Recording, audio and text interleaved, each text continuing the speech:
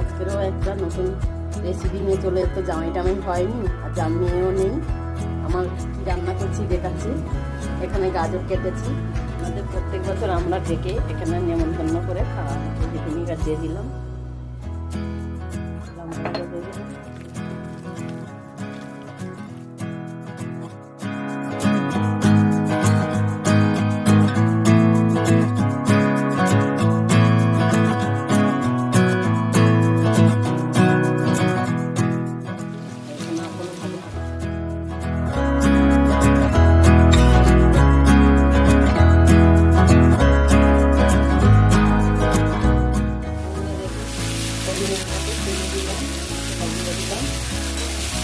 একটা মশলা তৈরি করে নিলাম।